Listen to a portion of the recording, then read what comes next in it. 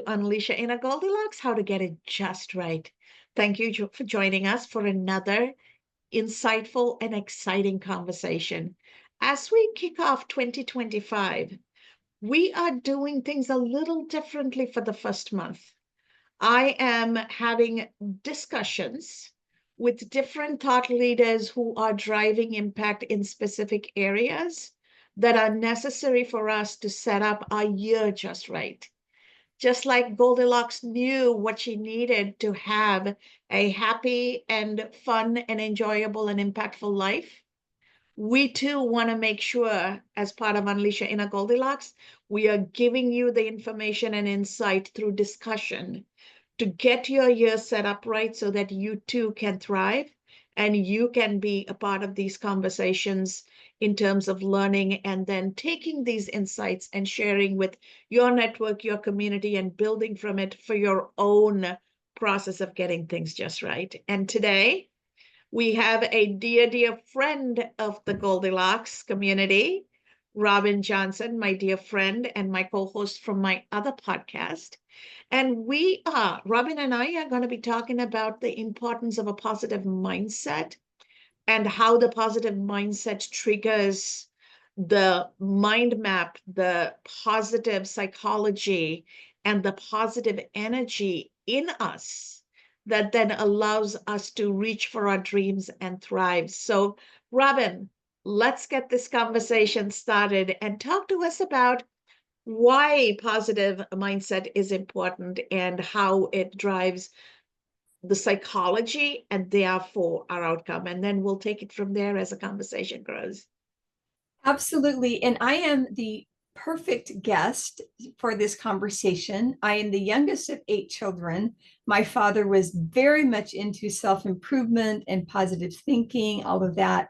I remember in our kitchen, there hung a sign over the kitchen sink that said, for a quote from Napoleon Hill, whatever the mind of man can conceive and believe, it can achieve. See, I remember it 68 years later.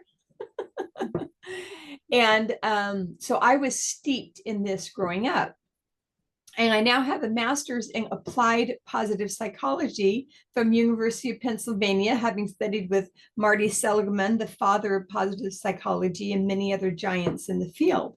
So I'm very much committed to this notion and tons of research on how positive thinking, positive mindset, optimism, resilience, etc., helps people have better life outcomes. We know that people with optimism have better health, better friendships, more wealth, better grades, better athletes, etc. However, the phrase positive thinking has gotten has been tainted a bit, has gotten kind of a bad rap, and which is maybe it's a blessing in disguise because it leads to additional research. And so I know I've been yapping on for a long time now, but it leads to additional research on thinking versus action versus outcomes, etc. I'm so glad you brought up the notion of toxic positivity and positivity. And going back to my childhood, as our audience already know, I was born and raised in the Eastern tradition in Sri Lanka.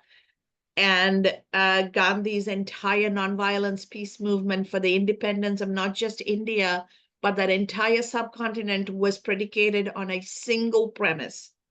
What we believe we become, because our belief informs our thinking informs our speech and our writing, and our speaking and writing then impacts how we show up and the things we act on. Our actions become our habits become our values, and our values become our destiny. So if we can believe we can shape our destiny, then we shape our destiny. And it was that single premise that paved the way for an entire subcontinent overcoming the British colonialism without firing a single bullet. We got our independence through nonviolence peace movement and a belief system-based action that truly allowed us to boycott the economic ball game that we were made to be a part of and made to buy from. And when we refused to buy, we bankrupted the crown, right? So I come from a lived experience of this positive thinking and positive belief translating into positive action. And it's all about the energy. Our body is matter, but life itself is energy. And what we focus on is where our energy flows. And that is physics, that is scientific from a very presence of a human perspective beyond the science of tracking and proving. So I'm just curious, Robin, as we see the world around us and there's so much unhappiness and conflict going on, what do you think we can do? Well, this is a great question. Let me go back just a little bit, and then I'll comment more directly on that. Um, One of the reasons why the phrase positive thinking got kind of a bad rap is that uh, people began believing, well, that's all I need to do. I just need to think. Now, and absolutely, there is no question that how we think, how we talk to ourselves, what we believe has a massive impact. But there are various systems were developed around envisioning, manifestation, et cetera, et cetera. And that is all great. There's absolutely nothing wrong with that. But what they found is that when you're doing this deep visualization, this deep manifestation, you're seeing everything that you want, everything exactly as you can envision it being as wonderful as you can believe. That makes you feel really, really good. It calms you down and it activates your parasympathetic nervous system. But it makes you so calm, happy, and relaxed that then people don't take action.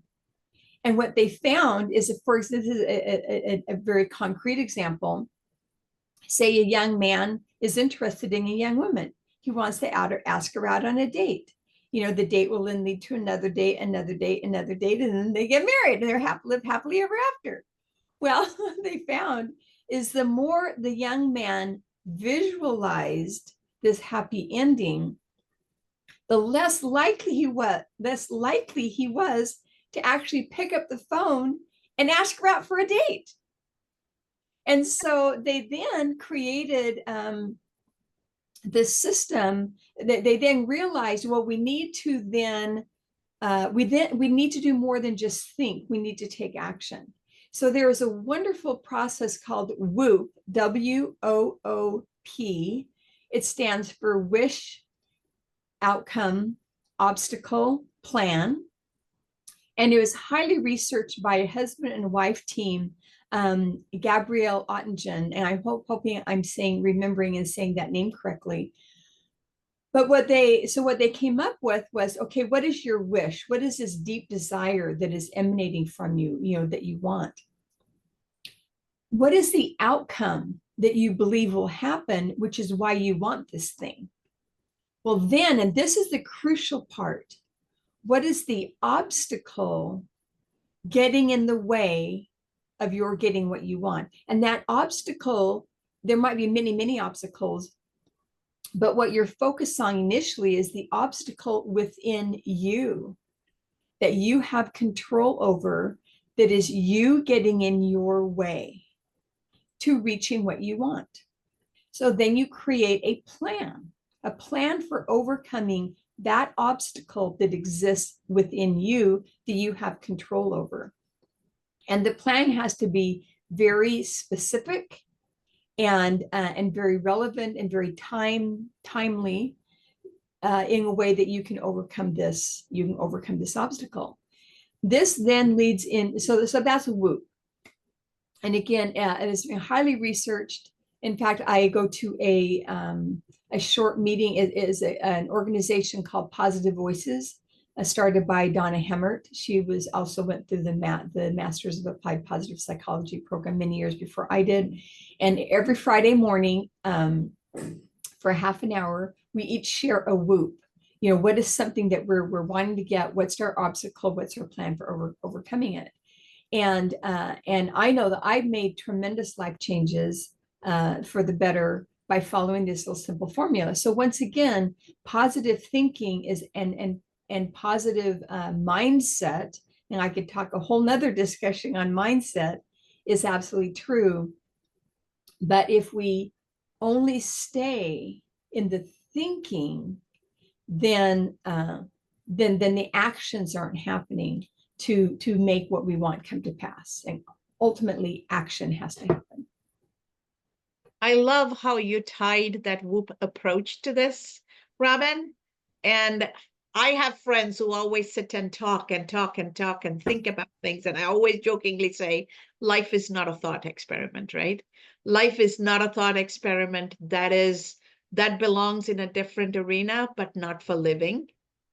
And if we come from a place of understanding that we are feeling beings with the capacity to think and act, and our thinking and acting can actually reshape and refocus our feeling, and they all feed off of one another. And thinking and feeling and acting are a circular self-healing process.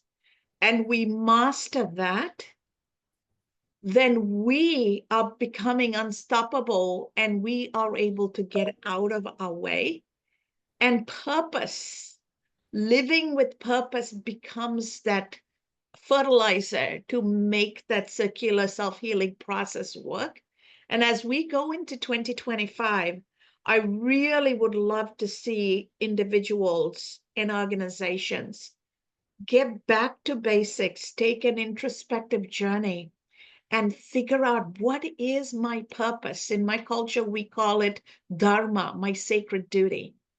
What is my sacred duty? We refer to it as duty to man is duty to God, and your human duty is to live your purpose. And that purpose is your gift. That is the gift you were given by nature. And it's uniquely yours. None of us are perfect, but we all have that unique gift. What is that unique gift that is going to help each of us live our purpose?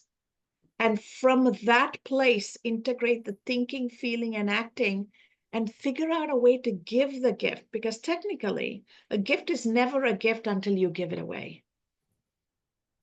Yeah. And that's where, to me, the magic of purpose allows us to show up as a whole person and live with our gift for the purpose of fulfilling that gift.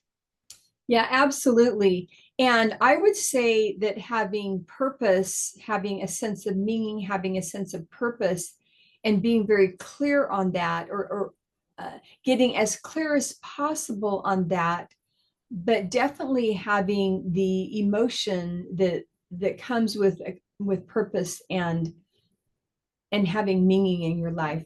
That is absolutely crucial. In fact, I believe that that can be a big spark for then going forward and actually taking action on what it is that you want. And I had a thought, it just flew out of my head, but definitely, you know, having, oh, I know what it was. And this relates back to the question that you had asked a minute ago. Is the belief that we can make a difference. I realize that things are challenging in the world right now.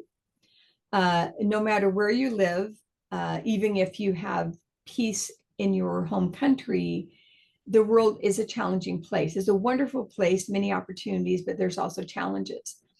And what some people want you to believe is that you're just so small and you're so inconsequential that nothing you do is going to make a difference. And so why even try? That attitude is what some people want you to believe so they can have power over you and power over other people for their own gain. be it a political gain, be it monetary gain, etc. And I submit that that is false, that you as a single individual taking some single actions, even if they're just small actions like going to a town hall meeting or volunteering to do something in your community, these very, very small actions will make a difference. And what comes to mind, and I love this, it's a scene from A Bug's Life. I think that's the name of the movie, A Bug's Life. It's a Disney movie about some ants and grasshoppers and like that. Well, the scene is that they're in a bar. There's grasshoppers that are always attacking the ants and making them do things and give them food and stuff. One ant stood up to them and said, "No, I'm not going to do this." And they beat him up and stuff. And at the bar, these grasshoppers are laughing and say, "Yeah, what's one ant?" Well, the great big grasshopper takes a piece of, and the grasshoppers have been giving them grain. And so in this bar, there's a big, huge bottle of grain, and there's some little kernels of grain scattered around. He takes one kernel of grain and throws it at these grasshoppers that are smaller than him. He's the bully and the boss. What's the big deal with one grain? One grain, one grain. He says, but what if all those grains get together? And then he dumps his whole bottle of wheat onto the grasshopper, and this whole bottle, huge barrel of wheat, just smashes him. I love that scene because it is the evidence that many, many small actions taken together create a big action. That to your point, that is how India and the other countries became free. One person took action, and then another. You look at the United States of America, that we exist. Our existence is evidence that what I'm saying is true. The actions of a single person, and then another person, another person, another person, another person. And so that is the essence of, you want to call it positive thinking, but having a purpose, having it and combining that with some passion, then we can make a difference. Absolutely. What a fascinating example, Robin. Amazing how there's so much lessons to be learned even from Disney movies, right? And as you're talking, what is coming up for me is one of my favorite poets. He's a Persian poet. His name is Rumi. And he talks about, how people say, I'm just a drop in the ocean.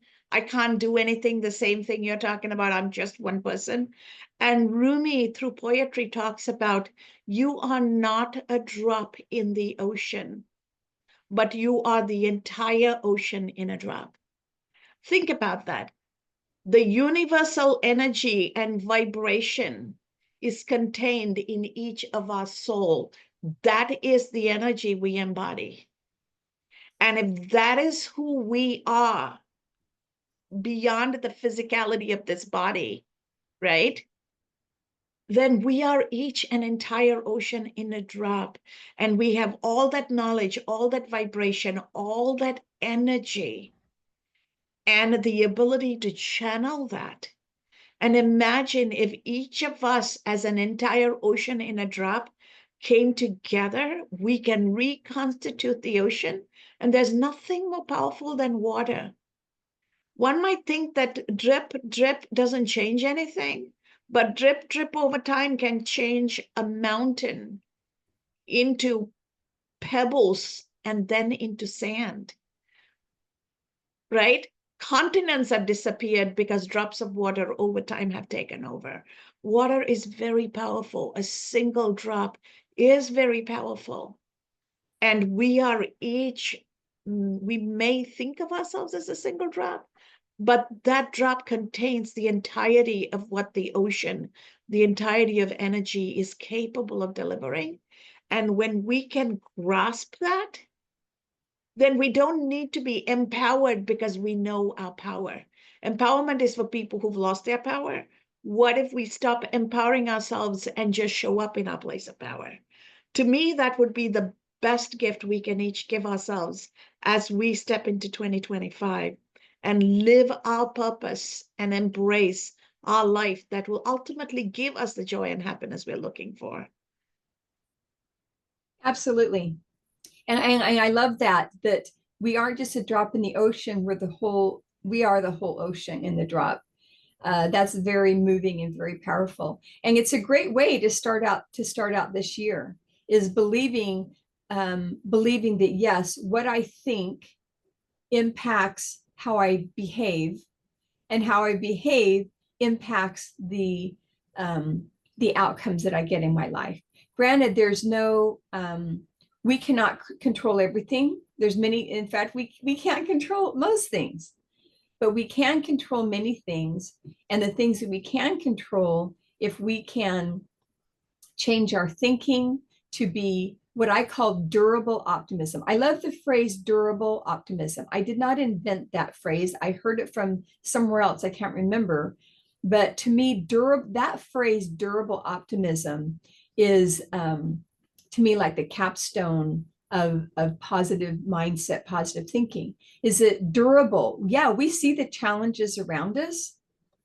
We see the things that are how we prefer that they not be, but we are optimistic in believing that we can make a positive difference in the world, and then we take action. We overcome those obstacles within ourselves to take action to make actual positive changes in the world. That is so true, Robin. And as I enter 2025, you know this because we're friends. I'm dealing with a scenario where my husband is at end of life.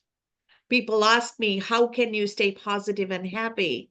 And the way we are approaching it is end of life is inevitable whenever it happens. But we are approaching this as we know he has been terminally ill. So we have been given the gift of preparing for this. We have the blessing and the opportunity to make sure everything we need to say, everything we need to do, everything we need to share with those around us, we have the opportunity to plan and do. There is no surprise in this. There is such assurance that this is inevitable, this is going to happen, and now you have an opportunity to go get it done.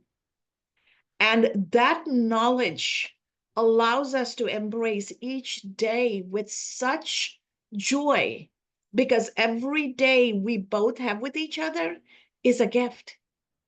And neither of us are sad, neither of us are scared, because we know two things. We have this gift and we have to use it and live in the moment and make memories, because memories are for the soul, not for the body. And it also sustains everybody who's going to be left behind. And we also know through this journey that love is more spiritual than anything else. And the spirit embodies an energy. The energy of love is universal and eternal. Therefore, it doesn't end when the soul and the body separate. And that gives us peace, and that gives us the ability to live every day and sing and dance and play and make moments matter. And as we bring this to a close, I would like to remind everybody there's nothing that we can control in this world. Every time I look in the mirror, it reminds me, God gave me this hair to remind me I don't control anything, not even my hair, right? No matter what I do, it's going to do what it's going to do. But I do have the choice on how I'm going to deal with it. It's like I don't have the choice of the track that's playing, but I do have the choice to sing and dance alongside it. And if we each choose to take that moment and make it count, that is the wellspring of joy. That is the wellspring of optimism. And it will carry everything forward. And optimism is not a physical experience. It's a spiritual, psychological, emotional experience that has physical outcomes. And Robin and I wish every one of you the power of positive thinking and take a page from Rumi's poetry and remind yourself you are never a single drop in the ocean. You are the entire ocean in a drop, and you have the entire power and potency of that ocean to draw from and live with purpose so that you too can be happy in living your purpose.